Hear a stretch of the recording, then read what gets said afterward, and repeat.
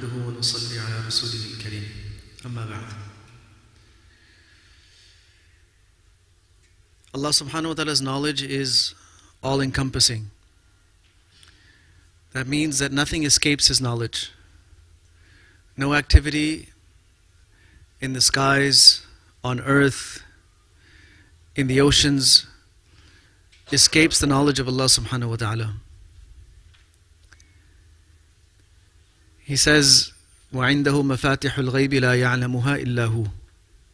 He has the keys of all the unseen things, all the hidden things. No one knows them but He. وَيَعْلَمُ مَا فِي الْبَرِّ وَالْبَحْرِ. He knows what is occurring on dry land, and He knows what is occurring in the oceans. وَمَا تَسْقُطُ مِنْ وَرَقَةٍ إِلَّا يَعْلَمُهَا. Every leaf that falls from a tree, Allah subhanahu wa ta'ala knows about that leaf. Not a single leaf can fall without the knowledge of Allah subhanahu wa ta'ala. وَلَا حَبَّةٍ فِي ظُلُمَاتِ الْأَرْضِ. A seed that is planted and disappears from our view. Once we plant the seed, we cover it up and we can no longer see what's happening. But Allah subhanahu wa ta'ala knows the conditions that seed is going through, even in the darkness beneath the surface of the earth. وَلَا رَطْبٍ وَلَا يَابِسٍ إِلَّا فِي كِتَابٍ مُبِينٍ.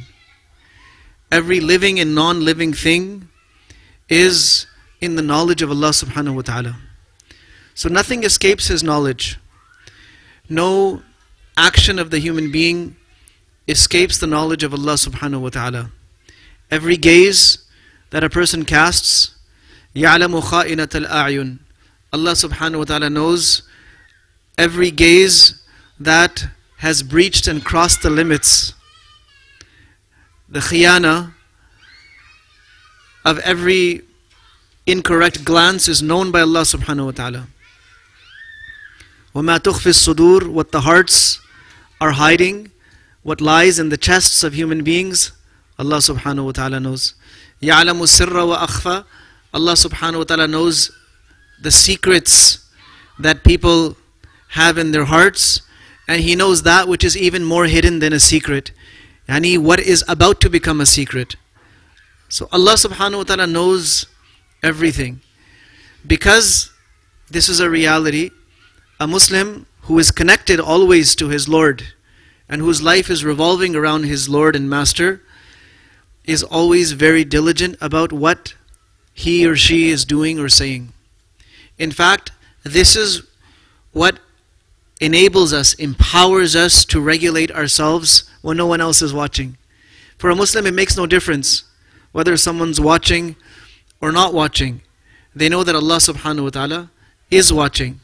Umar radiallahu anhu, on one of his nightly patrols, passed by a house where they used to milk their animals and sell the milk. So the mother was instructing her daughter to add some water and mix it into the milk. So the daughter, the young girl, responded by saying, Amir al-Mu'mineen has prohibited us from this. He does not allow this, that we dilute our merchandise and sell it as if it is pure. So she said, the mother said, yes, but he doesn't know that we're doing this. He's not here with us right now. So the young girl responded by saying, yes, but Allah is here right now. Allah is watching what we're doing. So in this way, they used to regulate their own behavior. A Muslim does not look around to see, is there supervision on me? Is there someone watching me? Is there someone aware of what I'm doing? Because in all conditions, they know that Allah Azza wa Jal is aware. And like this, you will find dozens of stories, hundreds of stories, both from Quran and Hadith, and from the lives of Sahaba and the lives of those after them, who regulated themselves just because Allah subhanahu wa ta'ala was watching. In fact, one of the ways in which people used to test others is that go and do this, go and do such and such act for me where no one can see you. And right away, it would be seen that who has the awareness, who has that connection with Allah? Who is going to go and foolishly attempt to do something where no one is seeing them? And who is going to stop and say, no, but Allah is seeing me no matter where I go? This awareness of Allah is one of the most powerful things a person can have in their heart and in their mind. But it has to be cultivated and it has to be protected. It comes with effort and it leaves very quickly. The moment a person commits a sin, that awareness departs from them. In fact, that awareness has departed. That's why they went and committed that sin. If this awareness of Allah can be brought into our hearts, it is a prevention against every wrong deed, against every inappropriate act, against everything that is incorrect from a worldly perspective and from a dini perspective, from a religious perspective. So this is a part of our mission, this is a part of our objective. Allah has created us for His worship, Allah has created us for His servitude. A part of that servitude is that we are constantly aware of Him.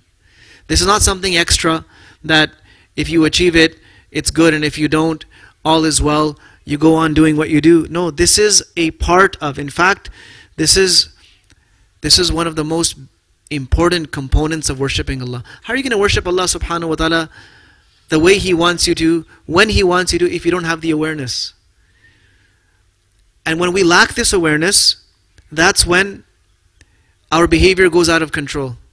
That's when we say things, we do things. That's when a person will skip their prayers because no one's noticing. A person will miss out on doing certain good deeds because, oh, no one's noticing anyways. A person will continue to do bad deeds because no one can see me right now. The root cause of all of this is that the awareness of Allah was not in the heart. And this awareness of Allah is a nur. It is a light. It will enlighten your life. It will enlighten your mind. It will change the way you think.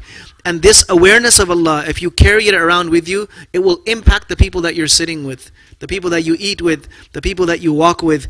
It will transfer to them. They will feel it.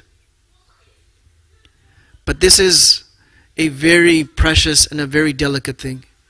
Some people develop this awareness while they're still studying.